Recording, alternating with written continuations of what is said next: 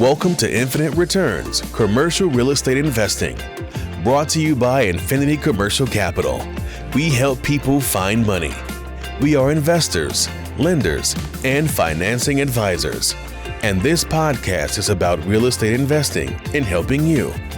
Whether it's investing in residential rental properties or commercial properties, we talk about lending and all things real estate. From newbie to experienced, from funding to the strategy it takes to find success.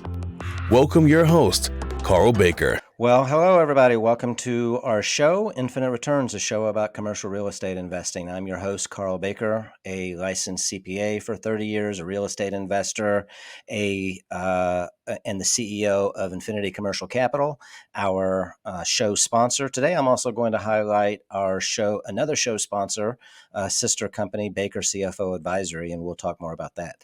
Today, my guest, I'm very excited. We've had some great preliminary conversations, Anash Parayil, and he is with Hailtail, and we'll talk about that, what that company is. And hello, Anash. Introduce yourself. Talk about your background, how you got here, where you live, and also tell us about your favorite cause. Yeah, 100%. Thanks for having me, Carl. Thanks. It's a pleasure to be here. Mm-hmm. So to talk a little bit about myself, I'm Anash, like how Carl said. I am a serial entrepreneur in real estate. I'm from Canada, but I've worked in US and Canada all over the place there. I'm a co-founder of a tech company which provides property management solutions to property managers, investors, etc. Streamlining your property management experience up there. I've been doing that for over 5 to 6 years right now, and have held multiple businesses and investors to streamline their investing business and streamline and they're scaling their business. I've also streamlined my own business as part of it. That's how I got started. Essentially, I have a property management business that I run in Canada and a property maintenance company that I've set up multiple businesses within real estate that I've running successfully. And thank God for that. I have an engineering background. I've worked in aerospace, and people always ask me, like, why are you not in engineering anymore? I'm like, who said I'm not in engineering? I'm an engineer. I'm doing engineering every single day of my life. Every single day of life, I take problems and find solutions to problems within my business. And that's what engineering is. It doesn't have to be within visions. It is about finding solutions, smart solutions, and stay ahead of. And that's what I do in my life. So I am an engineer by heart, and that's what drives me to keep doing new things and innovate new things in my life. So yeah, that's in a nutshell what about me. Wow, that's fantastic. Yeah, you instead of pigeonholing yourself into a traditional definition, you went broader, and you were having problems, it sounded like, and you solved those problems, and then you've created a business around that. Is my guess. Yeah, 100%. You also asked me what's the favorite cost that Right. Yeah. one of the costs that I've always been advocating, and I moved to North America from India back in 15 years ago, and I was an international student. I came from my master's, so I've been through a rough path to find my housing, and that has always been a problem here, both in US and Canada, for people who actually come new. And that has been one of my goal and mission for make housing accessible and affordable for every single person who comes here, whether they're new, low income group, whatever state their life is, it should be the same in a fair way, which is to the landlords and tenants. There are systems that's favorable to the tenants. That's not the case. It should be fair for both the party. That's essentially what the mission that I work towards to. And that's essentially really what got me to do, what I started doing. My first property management company, I started because I wanted to help people to find housing. And I ended up helping a lot of people during COVID for small short-term accommodations as a side hustle. And then I ended up helping over a couple of 3,000 to 4,000 people during a short one year of time. And right after that, people were like, oh, so now the short-term accommodation, can you help us find housing? And I tried back and forth communication between people, between landlords and tenants. It was a hassle. So I thought, you know what, why I myself become a provider in here. So let me start up a property management company. I know landlords who need support.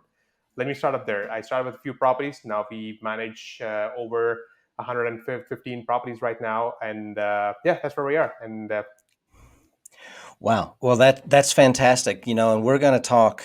You can, if you're listening to this, you can guess we're here to talk about property management and some of the things around that. But you just said something that's interesting to me. In my line of work, I work with real estate investors. I work with business owners, and a lot of them they have all kinds of issues that they're needing somebody to help them solve, access to capital, et cetera. But one of the things that you said was that you started as a side hustle. Hmm. And so let's talk about that for just a second, because Hmm. again, you and I didn't talk about that, although we did say we're going to keep this in a casual conversation. Fantastic. I want to talk about that because I think Sure. that's so important.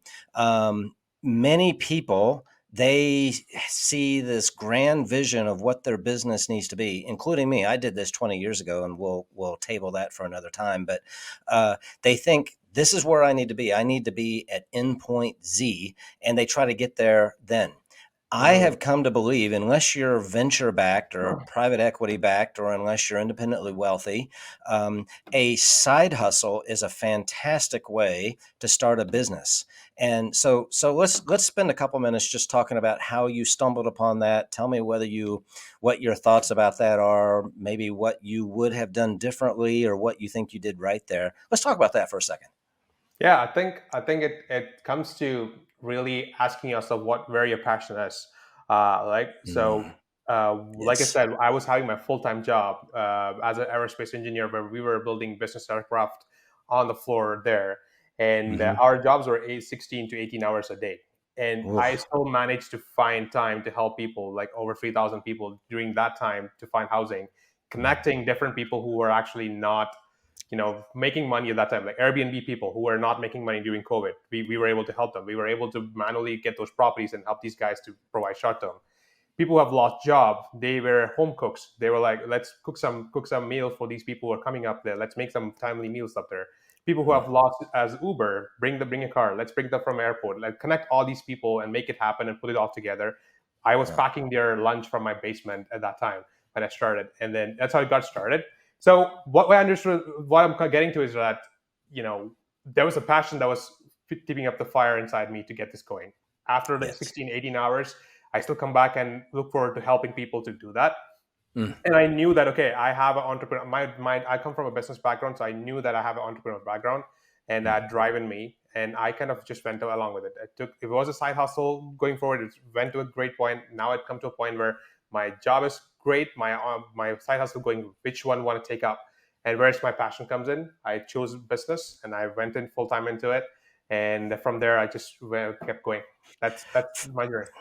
Well, that's a fantastic story, and I think people need to hear those things. I'm sure uh, some of the there's pros and cons to everything, but to start up a business, like you said, you focused on the passion, and I've really become an ambassador for the concept of spending time doing things you like to do. And it's hard to run a business. I work more today than I did when I worked in the corporate life, Hmm. but I love it still. And you have to have that passion. So I hear that in your voice, and I heard you talk about that. But also, you have to have some money. And when you're starting a business, the universe of options includes getting money from friends and family. Number one. Number two, your own personal cash reserves.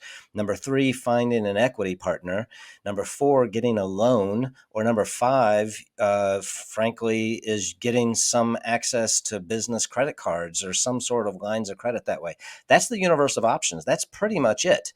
And so that side hustle concept allows you to use the earnings from the full time job to fund the startup business. Plus, you're not all in on this, and you're not foregoing your existing earnings, because sometimes it doesn't work. So I just Actually, think it it's a was great it thing. was something different for me, really speaking, because that side hustle we were doing as a pro bono service initially. But then we Mm, thought for us to keep us fueled, we might want to take a small commission out of it, like very minimal, to hmm. make us that we're motivated to do this. And that commission is what was self-propelled completely. We managed to years of time.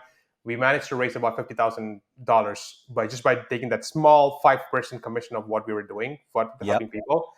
that has propelled my business. There's pro and cons, like you said. Con is really saying Yep. no to that big fat biweekly check that I get from my corporate job, Yep. and saying no to that and be independent. But then you kind of build a confidence for yourself, like you can make money and you can keep growing this because that's what you've been doing.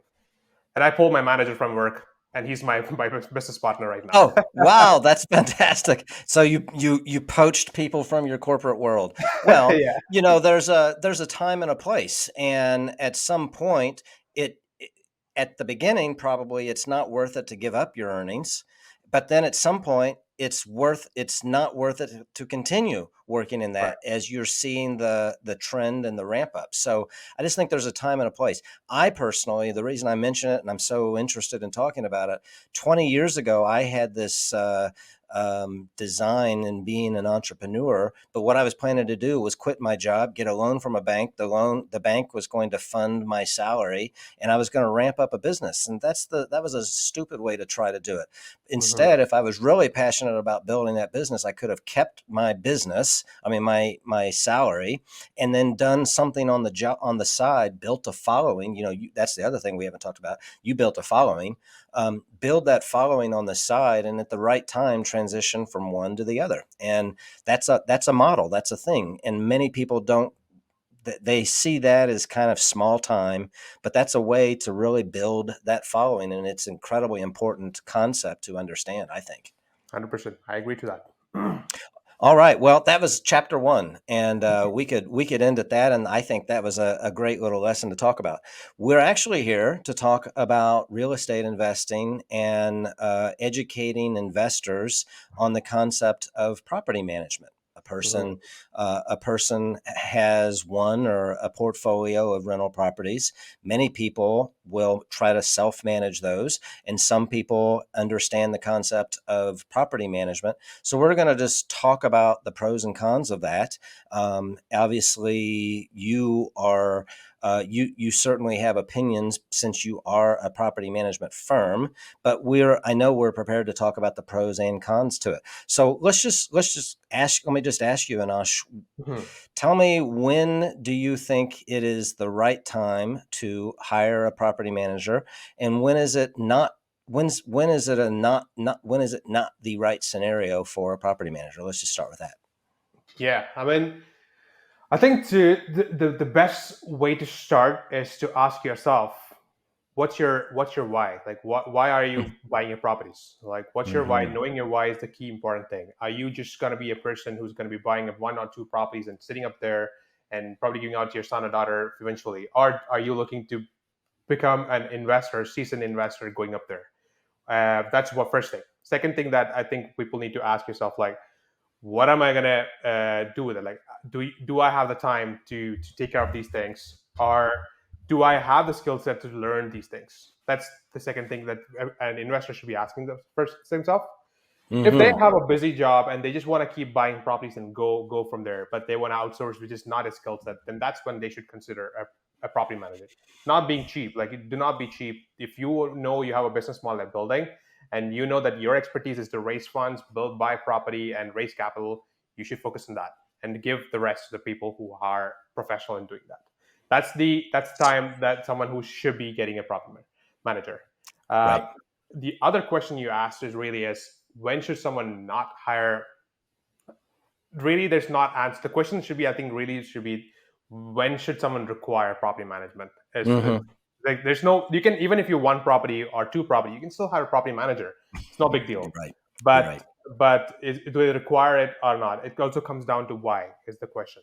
Like, It really are you does. are a person really who's a bit of handy and looking to do things or learning things, or a very curious person who has a good communicator, has a patience to listen to things, because you're gonna see a lot of crazy things that come up there. So those things, you have the patience to do that. That's the kind of things that you need to look at. It's always about you, if you want a property manager or not. I know people who single-handedly own, without syndications, etc., single-handedly own 200 plus properties, like units, just Mm-hmm. themselves, them and wife. And Mm-hmm. how they did that is that they just focused. He knew his his process, his expertise is that he know how to raise money. I know I want to buy more properties, flip and sell. That's his specialty. He buys a property, he has a property manager, find the right property manager and give it out to them and go and call it dusted. And they'll take care of it. And then worry about what the income that's coming out of there. Is that a good answer? No, absolutely. I think you touched on an important part. The question really is, what's your why and what's your passion? And it comes Right. back to what we talked about at the very beginning. Why are you investing in real estate, Mhm. and what are your goals? And everything that you do is tied to time. So if you're self-managing these properties and you're not hiring people and you're just a husband and wife, for example, you're going to be limited in your scaling by Mhm. the amount of time that the two of you have. If you hire a management company, frankly, you'll get a lot more done, and even then, you'll probably still need to hire or figure out other ways to leverage all the things that need to happen in a passive investment portfolio. But it really comes down to your why. Are you buying this for a passive activity or for the active activity where you want to be replacing toilets and those sort of things? So I think that was a perfect explanation. Yeah. So tell me, tell me then, have you seen some situations where people have come to you, perhaps where it's too late, or I'm just trying to think of something, where Mhm. they should have hired you way sooner. They didn't recognize that why, and they're frazzled probably, and you probably are offering them some peace of mind. Wow, this is something that you were here all along and could help them. So talk about that peace of mind that you offer. Yeah, I think a general concept among investors, most of people who are at least beginners into this, the thing is that you need property management only if you're staying or you're living too far from your investment property. Let's say you're investing in a different state or a different country, and you're probably in a different country, or you're not. You're just investing and you're a traveler, etc. That's when you need the property man. That is true. You need a property manager at that time, 100%, 10% for Mm. sure. Uh, but there's also scenarios where you think, oh, the property is right here. We can manage that, and we can keep doing investing in properties.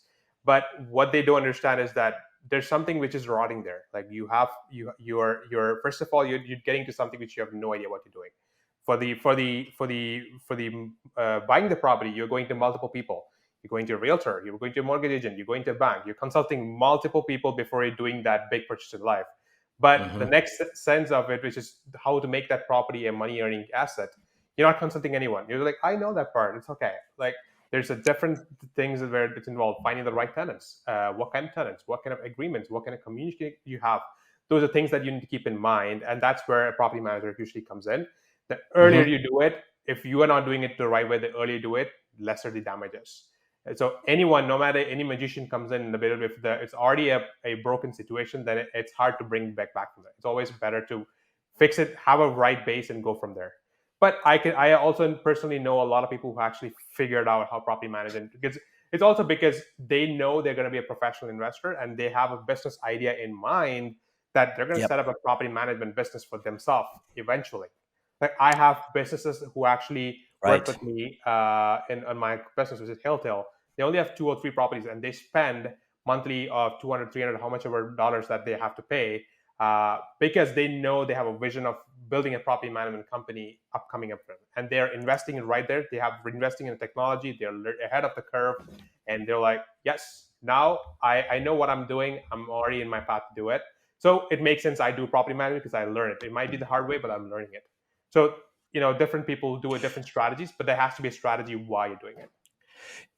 The other thing, fantastic comments there, Anash. The other thing is there's a difference between investing in a property and then managing the ongoing operations of that property. And I remind people this is really a business. People say I'm a passive real estate investor. Well, you have a business, and there somebody has to spend time in that business, then you may have outsourced all of that to a management company, which is great, and I personally do that.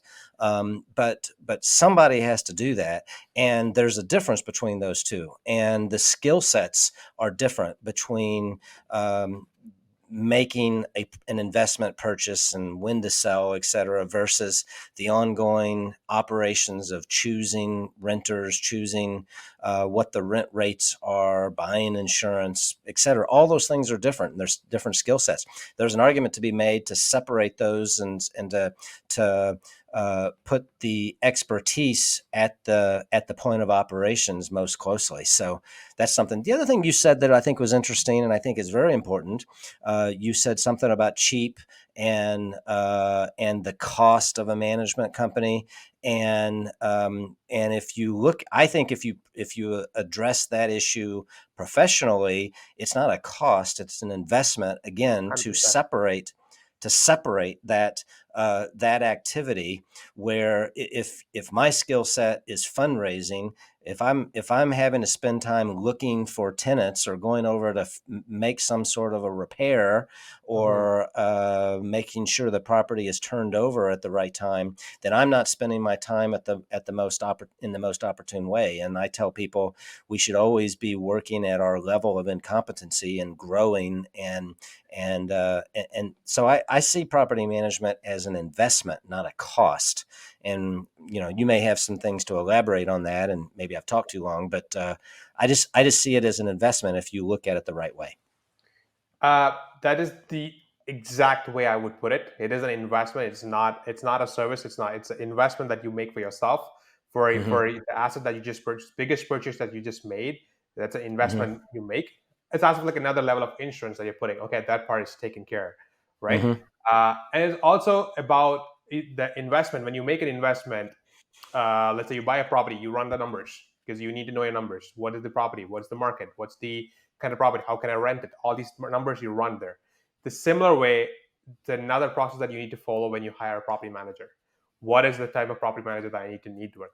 Obviously, first one everyone follows is referral. Like if you know someone personally who has managing, like, how's your property manager? Is he good? Bad? If you're good, perfect. Then you have a good referral from personal experience. You're good to go. Right. If not, when you look up in Google, there's going to be a million property managers that's going to come up, and everyone's going to have either 4-star, 3-star, 1-star, different, and it's hard to choose which is the right one, which not. So you are actually not really hiring a service. You're actually partnering with someone, and when you're partnering someone, you actually want to look them inside out.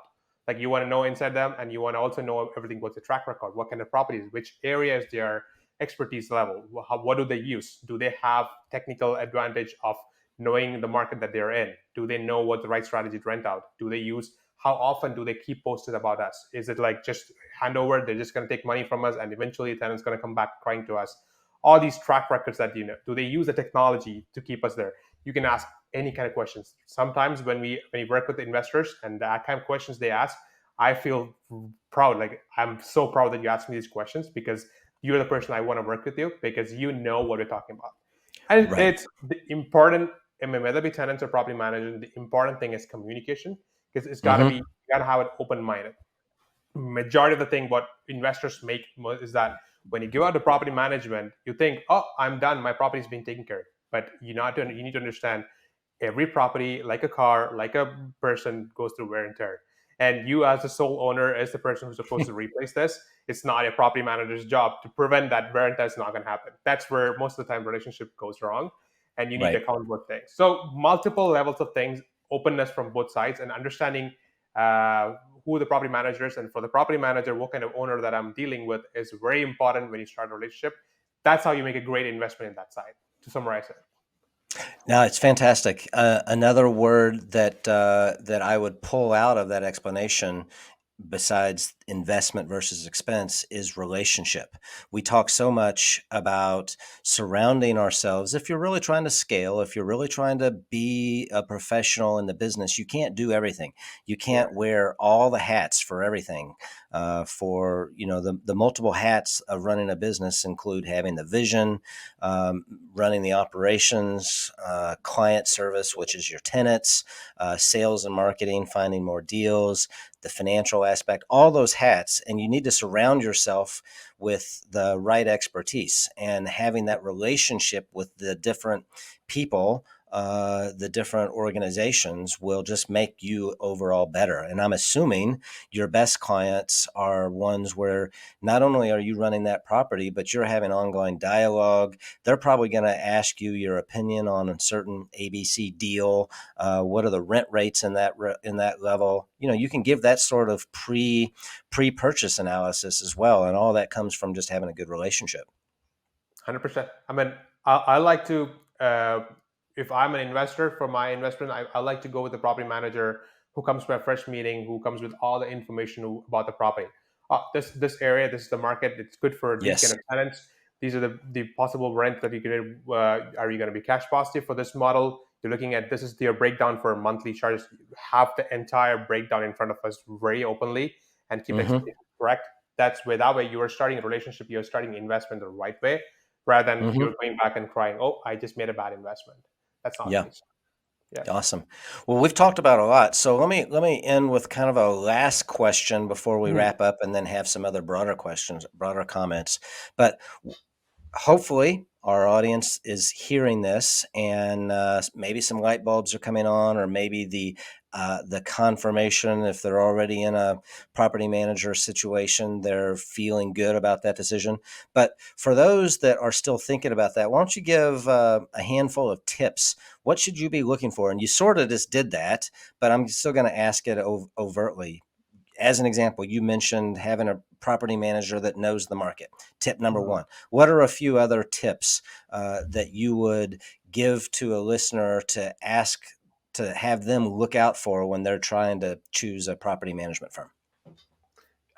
So the first thing I would look is their track record for sure.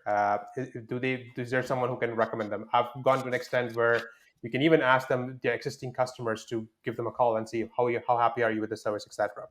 Second thing, I would dig deeper into their business. Like, what do they manage? What do they do to manage their properties? How do they keep track of their own business?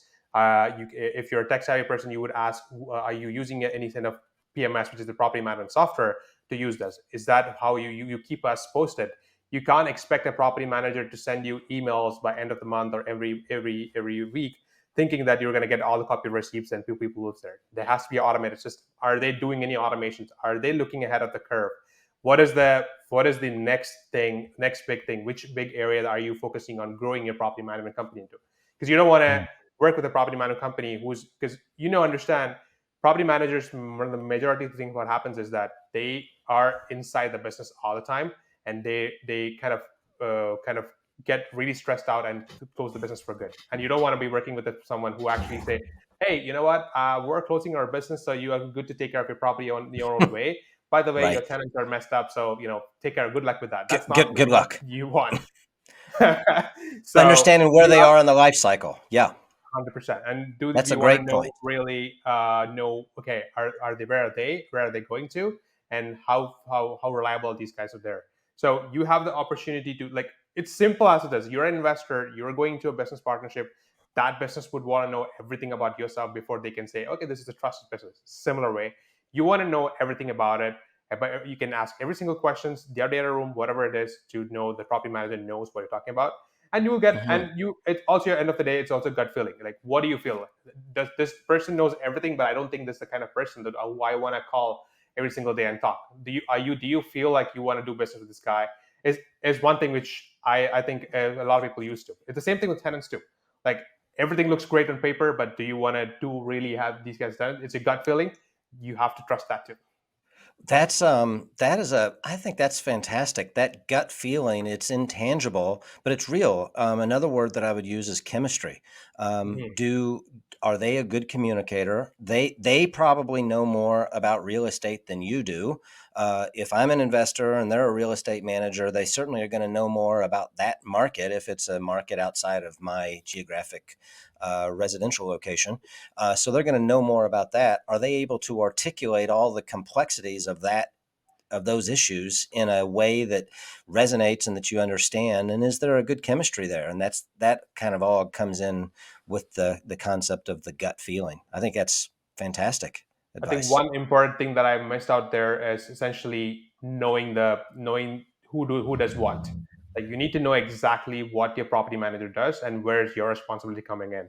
They're going to do Scope. X, Y, Z, and what they charge. These are the charges for doing that. So if you have a list of questions, having it ready and putting them, who does this, who does this, is that a homeowner having that expectation very straight and correct, it's going to create a great relationship. If not, even though you start in a good way, end of the day, like, oh, you know what, my tenant just went out. You're supposed to find a new tenant. And property manager like, that's not part of our agreement. You're supposed to find a tenant. We're supposed to manage it. And that's a gap that you're creating. You want to clear that gap, have an open communication, make sure you set the expectations correct. That's the right way to get into a relationship. You are getting into a relationship. You are getting into an investment. Fantastic. Yes, that scope of work. And I'm sitting here in my own mind thinking of times when I have had that scope question. Okay, are they doing that? Or are we doing? Yeah, absolutely. Fantastic. It's Well, it's funny that I'm talking about all kind of personal questions and things that we need to consider when you're hiring a property. But being a technology person, because technology is supposed to take that off. But the thing is, what we focus is we have managed to bring those emotions into the software that we build because I have this background. That's how mm, we kind of use the software to really see if we have a right fit. Do they check everything that property manager need to have or investor need to have when you're considering a PMS is what that we consider. wow, that's fantastic. Well, let me ask. I usually end this with just a handful of lessons learned. I think that the tips and tricks in terms of hiring was fantastic. I hope a few people got a few lessons about the concept of starting a business and the side hustle concept as a legitimate model. What's another parting piece of advice that you might have in the context of any of this part of the conversation? Yep. I think one thing which we haven't discussed as much is to keep your tenants happy. That is an important piece in the game. They Mm, are the revenue generating people for your single generally. So if they're happy, they're paying you good. If you're not a happy tenant, then you're going into a lower turnover situation there. So end of the day, you keep your communication active, make sure tenants are happy. That's one important thing that you need to make sure. Second thing is that leverage the technology. That things have changed drastically. A lot of people spend a lot of time spending doing things manually, which can be easily done by making a very minimal investment. It's almost like a dinner money that you're spending over a month or a year to really do the whole thing for you. So do that, make your life easier, and continuously be open to educate yourself to the new technologies and new changes. Real estate is a very dynamic field. You need to be stay ahead of the curve so that you are learning and you're ahead of the curve. that's again fantastic observation that many people. It's an overgeneral. Anything I say here is going to be an overgeneralization, but many people get into investing because they hear the concept of passive wealth acceleration, passive wealth growth. But the reality is, it's a business, It's a bit. and you're choosing to operate it in one way or another. And who are our customers? Our customers are the tenants. So, in any case, you have to have a following, and that's why we like the side hustle concept as an aside. During the side hustle concept, you are earning a living and you're building a following and building a business. Well, your tenants are your customers, and honestly, they drive everything. If they're always, like you said, if they're always calling, complaining about repairs that aren't being done or whatever.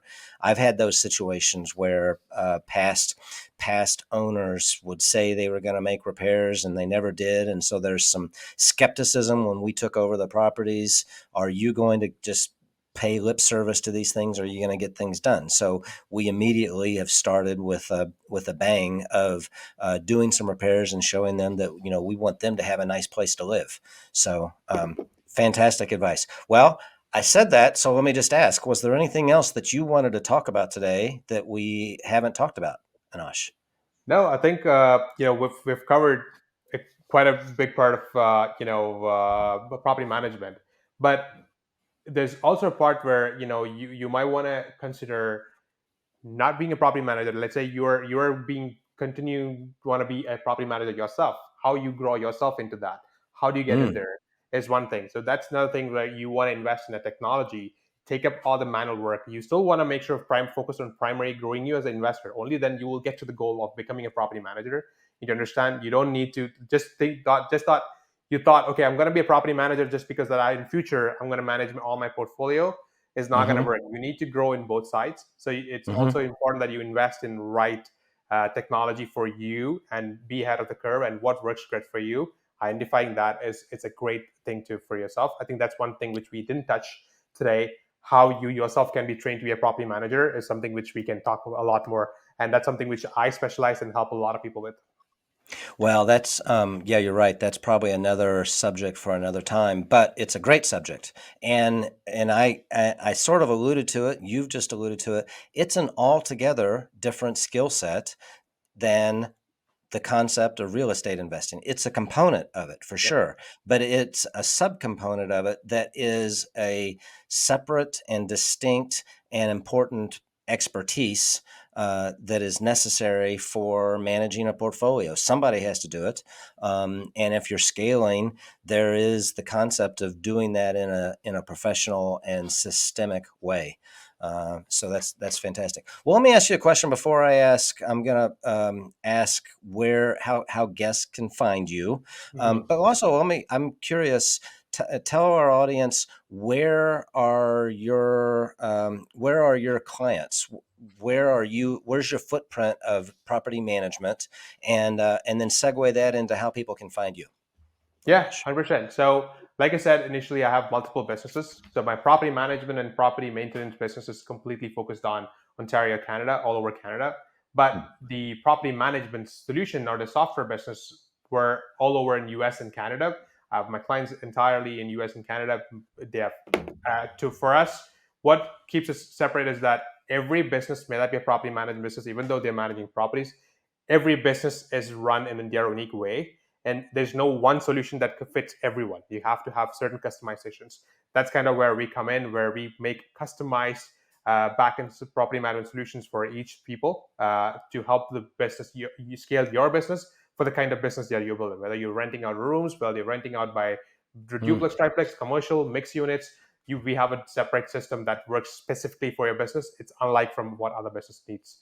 That's kind of harder. And anyone who's looking to know or want to be your own property manager or looking to streamline their property management operations, they can reach out to me either on our website, which is haletale.com, HALETALE.com. And you can have a book a demo with us, and we can go from there to understand your problems. Or that you can directly reach out to me on LinkedIn at Anash Parial. I'm very active on LinkedIn, so that's where you can reach out to me, whether you want to do business with me or just to understand where you at, what's the best option. I'm always up there to help you with your property management or streamlining options. So, Excellent. yeah. No, that's fantastic. And we'll make sure we get all of that in the show notes. And if you're watching by video, we'll have it on the screen or like I said, in the show notes. So appreciate that, Anash. And that is a good point. The PMS software is to be found through Haletale. So fantastic. All right. Well, thank you, Anash. Really appreciate that. And I appreciate the offer to chat with anybody if they find you on LinkedIn. And I hope some people do that. Well, I'm going to end this today. Besides saying thank you again, I've typically talked about Infinity Commercial Capital, but today our show's sponsor is Baker CFO Advisory. It's a sister company. We've been in existence for 7 years.